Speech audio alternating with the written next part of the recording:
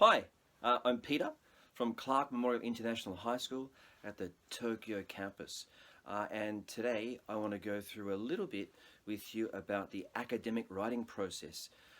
Academic writing process, it's really important, especially when you get into third year, because that's when you start needing your ability to write essays and how to give academic spoken responses to apply for university. You may have to submit an essay or you may have to do a spoken interview in English, and it's very important that you're able to communicate academically, of course effectively, and to get your opinion across, but to do it in a certain way so the person who is listening to you or who is marking you gets a very clear idea of what you're trying to say and what your opinion is on a range of different items, a lot of different ideas. Okay, so firstly, okay, let's give some ideas about tests that you will encounter.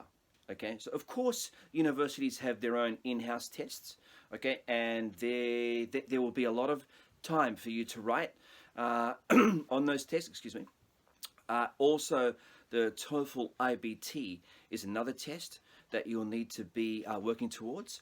IELTS is something that you could possibly be thinking about if you're wishing to go overseas, right? And AirCan is also really important, and it's becoming more and more important every day. When you get to the higher level AirCans, your ability to read and write are super important, okay? So having said that, let's think about some question types that you will see on these tests, okay? So I'd like to break it into two ideas, okay? So the first idea is, this idea here is your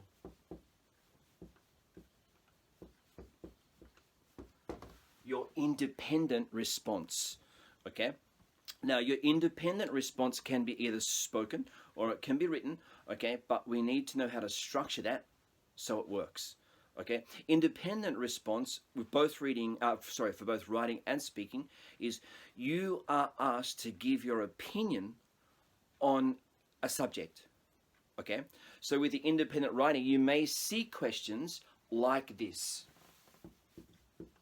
or an example of a question. You may see a preference question. So I'm sure you all understand the word preference, okay? But preference, basically, you are asked to take a side. For example, which do you like more? Do you like summer or do you like winter? Okay, do you like living in the country? Do you like living in the city? Which do you prefer, living in a big house or a small apartment? Now, one thing to note is that you may not have an actual opinion on this. For example, which do you prefer, summer or winter? You may dislike both, okay? Now, in that case, what do you write, okay? Unfortunately, with this type of question is you must take a side, okay? So it's important to think about which side is easier to write about or which side is easier to speak about, right? And it comes down to brainstorming activities and things that you can do to generate ideas, right? To help you put your essay or your spoken response together. Okay, that's one. Okay, the other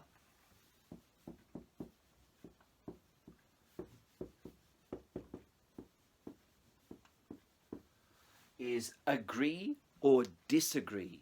Okay, agree or disagree. So, for example, parents are the best teachers. Yes or no? What do you think? Okay, studying in a small group is the most effective way to learn. Yes or no? What do you think? That type of question, okay? And again, you may not have an opinion, but you need to understand, you need to work out which is easier to write for, which is easier to speak for. And the final independent would be something that we can call generally others, okay? Now with others, okay, this could be questions about who is a person that you respect? What is a job that you would like to do? Where is a place you would like to visit? Explain an experience that was difficult to get through and how did you get through it, right? So naturally, this is an opportunity for you to really give your own opinion, okay, about what you think about something, right? So these are the independent, right? So remember, you have independence, you have preference, You remember what that is, right? Okay? You have agree, disagree, right? And you also have others, okay? We'll do a little more practice, okay, in the next video. I'll actually give you a question and we'll talk about how to put that together step by step. So thanks for watching, okay? Academic writing is hard, right? Academic speaking is hard, right? And it can be really boring preparing for it, okay? But it has so much value for what you're doing in your future, and hopefully the little tips that we'll give here in these short videos will help you get through it. Okay, so please join me for the next video. Don't get bored, don't duck out, okay? Stick with me and we'll see how far we can get. Thanks for watching. See you next time. Bye.